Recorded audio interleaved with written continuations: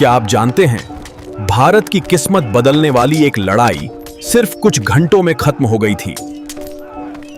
आज time capsule vlog में जानिए कैसे एक गद्दारी ने पूरे देश को करीब 200 साल की गुलामी में धकेल दिया। यह है प्लासी की लड़ाई की कहानी। कहानी शुरू होती है 17वीं सदी से, जब 1605 में ब्रिटिश ईस्ट इंडिया कंपनी ने मुगल दरबार में कदम रखा। ब्रिटेन का प्रतिनिधि टॉमस रो सम्राट जहांगीर का भरोसा जीतने के लिए तरह तरह के तोहफे और चालें अपनाने लगा। बचत थोड़का थी। धीरे धीरे अंग्रेजों ने व्यापार की अनुमति हासिल कर ली।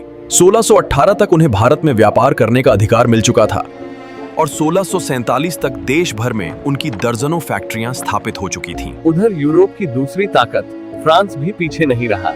1664 में French east India company Bharat में उतर आई। इसी दौरान बंगाल का उदय हुआ। 1700 में औरंगजेब ने मुर्शिद कुली खान को बंगाल का दीवान नियुक्त किया। 1704 में राजधानी ढाका से मुर्शिदाबाद लाई गई। औरंगजेब की मौत के बाद मुगल सत्ता कमजोर होने लगी। यहीं से बंगाल धीरे धीरे एक स्वतंत्र शक्ति बनने लगा। मुर्शिद कुली खान के बाद सत्ता उनके दामाद शुजाउद्दीन के हाथ आई। उनकी सेना में एक प्रतिभाशाली सेनापति था, अली वर्दी खान। कर दिया। अपनी काबिलियत से वो जल्द ही सेना का प्रमुख बन गया। लेकिन जब 1739 में सरफराज खान नवाब बने तो अली वर्दी खान ने विद्रोह कर दिया। 1740 में उसने सरफराज खान को हराकर खुद बंगाल की गद्दी संभाल ली। पूर्व शासक ने 1756 तक शासन किया। उनके निधन के बाद उनका 23 वर्षीय पोता सत्ता संभालता है। सिराजुद्दौला ने देखा कि दुश्मन अपने किले मजबूत कर रहे हैं और अपनी सुरक्षा बढ़ा रहे हैं, लेकिन सिराज को यह मंजूर नहीं था। उनका साफ कहना था, व्यापारी व्यापार करें, राजा बनने की कोशिश न करें। उन्होंने अंग्रेजों और फ्रांसीसियों को किलेबंदी रोकने और टैक्स देने का आदेश दिया। फ्रांसीसी सहमत थे, लेकिन ब्रिटिशर्स ने मना कर दिया। गुस्से में सिराज ने फोर्ट विलियम पर हमला किया।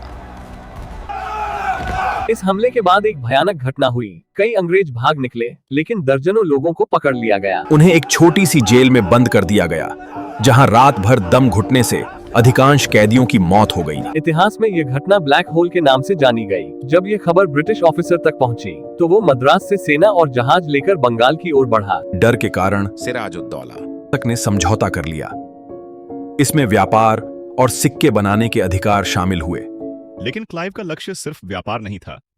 उसने सिराज के सेनापति मीर जाफर को लालच देकर अपनी तरफ मिला लिया। आखिरकार 23 जून 1757 को प्लासी के मैदान में दोनों सेनाएं आमने सामने थीं। सिराज के पास हजारों सैनिक थे, जबकि अंग्रेजों की सेना बहुत छोटी थी। लेकिन असली खेल युद्ध के मैदान में नहीं, पीठ पीछे खेला जा रहा था।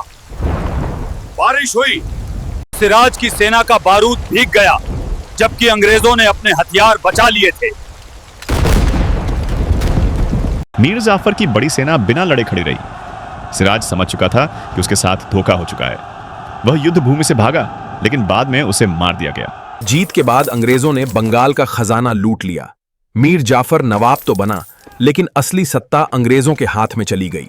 प्लासी की लड़ाई ने ईस्ट इंडिया कंपनी को एक व्यापारी संस्था से भारत की राजनीतिक ताकत बना दिया और यहीं से शुरू हुआ भारत के गुलामी के लंबे दौर का इतिहास। अब सवाल यह है, अगर मीर जाफर गद्दारी नहीं करता तो क्या भारत का इतिहास कुछ और होता?